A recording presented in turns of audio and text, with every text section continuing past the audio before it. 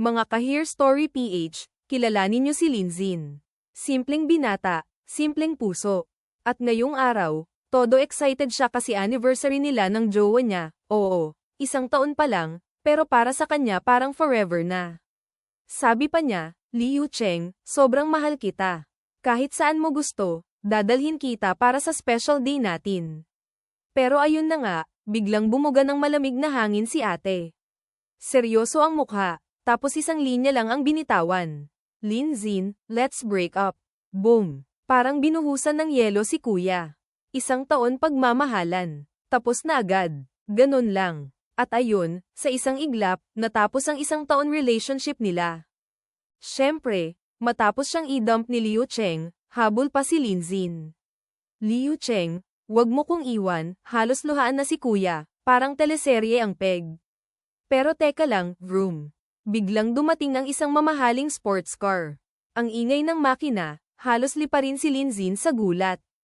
At guess what? Yung driver, gwapong mayaman, naka-shades pa parang artista. Binaba niya ang shade niya, ngumiti kay Liu Cheng, at sabing, Liu Cheng, happy birthday. Sorry, na-late ako. Boom! Sa harap mismo ni Linzin, ayun na, pumasok yung third party na may kasamang sports car. Parang sampal sa mukha niya, kasi birthday pala ni Liu Cheng, at siya. Hindi invited. Pagdating nung rich guy na naka-sports car, agad syempre si Liu Cheng lumapit, babe. Buti dumating ka, sobrang inis ako sa walang kwentang lalaking to. At ayun na nga, niyakap pa siya agad sa harap mismo ni Linzin. Ouch! Masakit sa puso, masakit sa ego. Tapos sabi pa nung mayaman na lalaki, halika babe, punta tayo sa IFC. Kain tayo sa fancy restaurant, tapos bibilhan pa kita ng regalo. Boom! Flex ng yaman. At hindi pa siya nakontento, lumapit kay Linzin at binanatan pa siya ng lecture, bro, pagkuha ng babae, kailangan ng pera. Tignan mo sarili mo, tingin mo ba deserve mo siya? Aray ko, parang tinuhag sa barbecue stick si Linzin sa kahihiyan. At si Liu Cheng, nakangiti lang, proud na proud, habang nakaakbay pa sa bagong rich boyfriend. Habang naglalakad si Linzin, dala-dala pa yung plushie na regalo niya kay Liu Cheng, biglang narinig niya ang mga bulungan ng mga kaklase. Di ba yan yung si Linzin? Yung famous nating, likyang dog, dito sa school. Oo nga, grabe, overtime pa yan sa part-time para makabili ng regalo para kay Liu Cheng. Pero anong nangyari? Agad siyang tinalo ng isang mayamang second generation. Tawanan sila, parang nanunood lang ng comedy show ang buhay ni Linzin. At sa sobrang bigat ng loob, napaluhod na lang si Linzin sa daan. Bakit ganito? Dahil lang ba mahirap ako, kaya tinatawag akong aso? Isang simpleng likyang dog, ramdam na ramdam mo yung sakit sa puso niya, hindi lang dahil sa heartbreak, kundi dahil sa kahihiyan sa harap ng lahat. Nakaluhod pa rin si Linzin sa malamig na semento, hawak pa rin yung bulaklak na dapat sana'y ibibigay niya sa girlfriend niya. Pero ngayon, parang wala nang silbi. Ganito na lang ba kadali tapak-tapakan ng puso ko, bulong niya sa sarili. Sa loob ng 1 taon, naging aso siyang handang sumunod at magsakripisyo, pero para saan?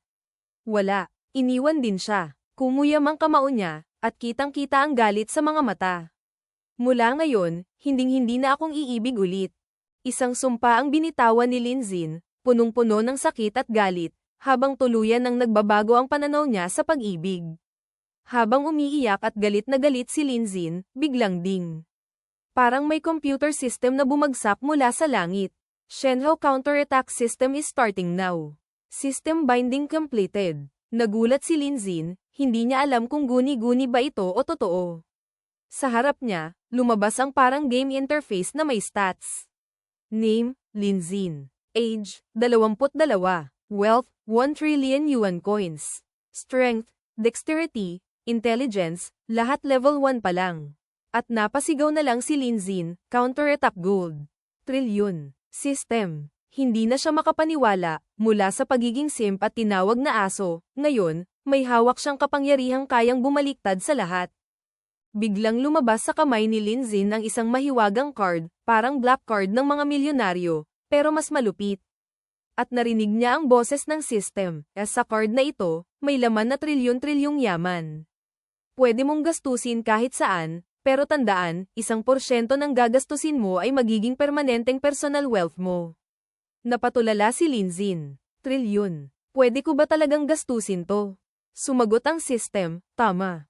Pero paalala, ang counterattack gold ay pwede lang gamitin sa mga babae, bilang bahagi ng counterattack events.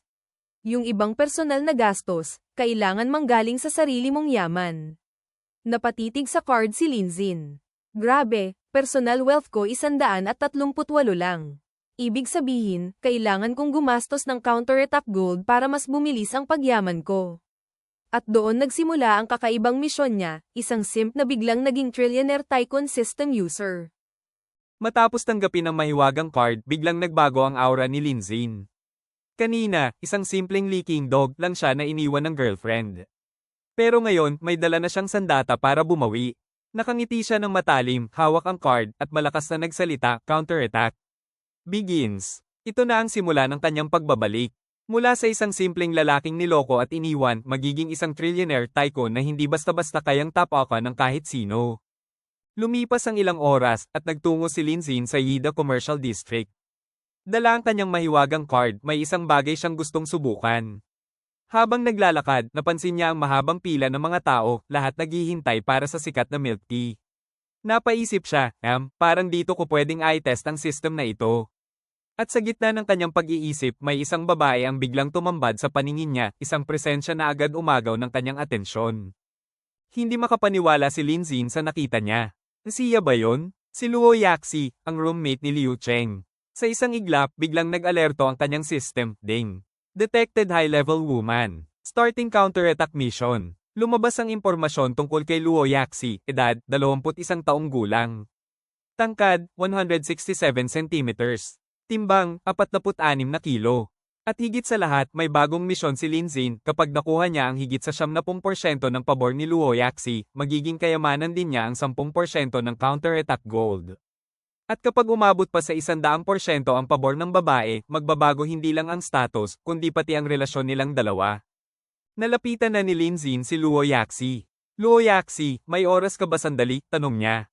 Agad namang lumabas ang status sa kanyang system, current favorability, 20%. Nagulat si Luo Yaxi. Linzin, anong ginagawa mo rito? Gusto mo ba ulit na tulungan kitang habulin si Liu Cheng? Pero umiling si Linzin. Hindi ako pumunta para sa kanya. Gusto lang kitang ilibre ng milk tea. At sa isip niya, nagplano siya, subukan natin sa kanya ang counterattack system. Nagulat si Luo Yaxi sa alok ni Linzin. Milk tea. Para sa akin, tanong niya na may pagdududa. Hindi pa nga tayo ganoon kakilala. Ngumiti si Linzin. Sigurado ka bang ayaw mo? Tingnan mo, sobrang sikat ng milk tea na to. At ipinakita niya ang menu, Hermes X High Tea Limited Edition Dairy Milk Tea. Presyo. 199 yuan kada baso. At limitado lang sa 200 cups per day. Napataas ang kilay ni Luo Yaxi. Isang baso nito, katumbas na ng 10 araw mong pagkain.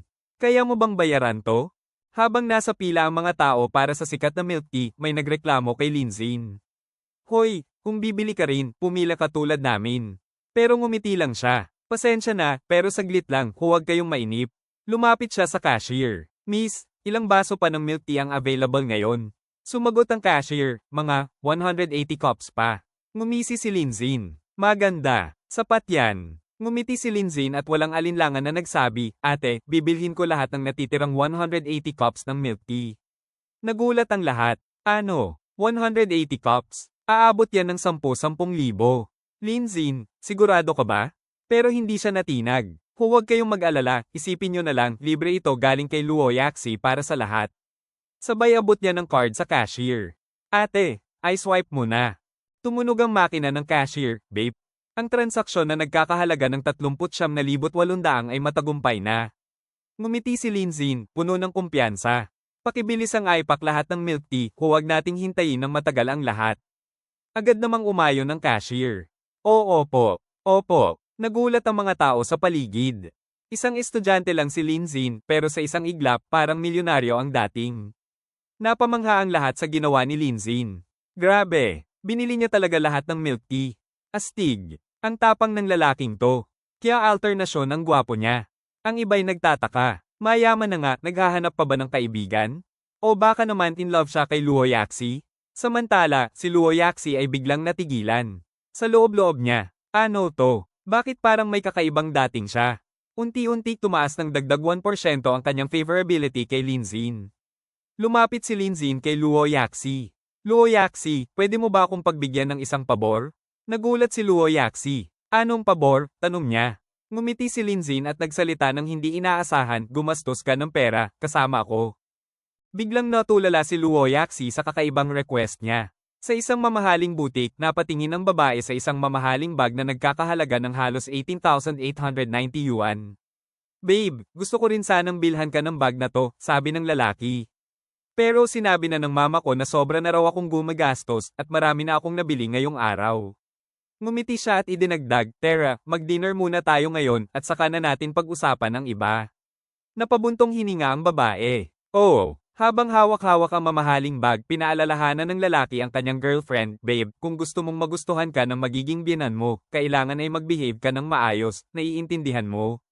Napilitan siyang umiti at sinabing, sige, huwag na nating bilhin. Pero sa isip ng babae, ibang-iba ang laman. Ano ba yan? Lahat ng mga niregalo ko, walang-wala kumpara sa bag na ito. Pero, kung gusto kong makapasok sa isang malaking pamilya, kailangan kong magpigil at mag-behave. Habang pinipigilan ang sarili, bigla siyang napatingin at napansin ang isa pang bag. Linzin, paano naman itong bag na ito? Biglang pumasok si Luo Yaxi, hawak-hawak ang isang mamahaling bag. Ang bag na ito ay limited edition dito sa shop at nagkakahalaga ng 38,000. Kung wala kang tutol, bibilhin ko na ito. Napatingin si Linzin at parang nag-isip. Tignan natin. Pero bago pa man siya makasagot, isang pamilyar na boses ang sumigaw, puno ng galit. Linzin, Luo Yaxi, anong ginagawa ninyo dito? Lumapit ang isang babae, halatang nagngingit-ngit. Alam ko, dahil alam mong nandito ako Linzin, dala-dala mo pa si Luo Yaxi para ipang-asar sa akin. Di ba tapos na tayo? Bakit ang kapal ng mukha mo? Nakakahiya ka. Habang nagbabangayan si Linzin at ang kanyang ex, pinagbintangan siya ng babae na sinusundan pa rin siya. Pero mariin niyang itinanggi, sinabing nasa mall lang siya para mamili ng bag kasama si Luo Yaxi. Galit na galit ang ex at nag-akusa pa na nagdahilan lang si Linzin. Habang mainit ang tensyon, biglang nag-trigger ang system prompt. Ding, starting counterattack mission. Ibig sabihin, magsisimula na ang mission ng pagbawi at paghihiganti laban sa ex. Lumabas ang system info tungkol kay Liu Cheng, 21 years old, 168 centimeters ang height, 45 kilo ang timbang. Ipinaliwanag din na kapag lumagpas ng 100% ang favorability ng target, magbabago ang status at pati relasyon nila ay mababago rin.